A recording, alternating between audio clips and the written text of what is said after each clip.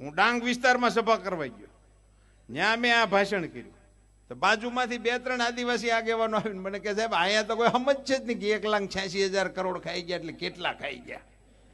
હું મૂંઝાણો, મેં કીધું આનું શું કરવું? મને કે એનો કોઈ બીજો રસ્તો કહો. પછી મેં એને સમજાવ્યું, મેં કીધું 500 ડમ્પર નોટુના ભરીને વીઆઈ ગયા. સોલિડ જોઈ કે બધા સમજી ગયા. 500 ડમ્પર નોટુના ભરીને લઈને વીઆઈ ગયા.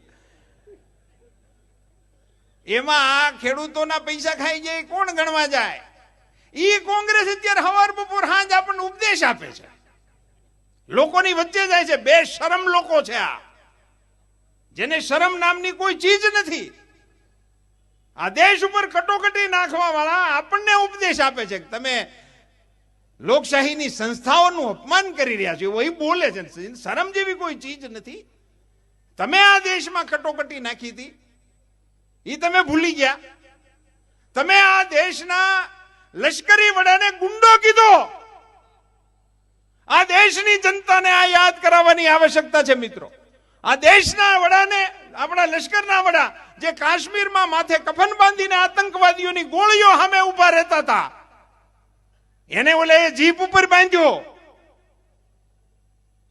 તો કઈ ગુંડો છે. આપણા લશ્કરના જનરલને ગુંડો શબ્દ વાપર્યો છે આ કોંગ્રેસીઓએ. હમણાં હોપડો પીડ્યો ત્યાં જસદણમાં. તો એમણે, મેં પૂછ્યું, ભાઈ તમને ગ્રાન્ટ મળે છે ભારત સરકાર તરફથી કાંઈ?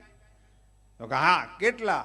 તો એને 1 કરોડ રૂપિયા કીધા હતા. ભરતભાઈ હતા એ સભામાં. 1 કરોડ રૂપિયા ગ્રામ પંચાયતના સરપંચને ભારત સરકારની તિજોરીમાંથી સીધે સીધા.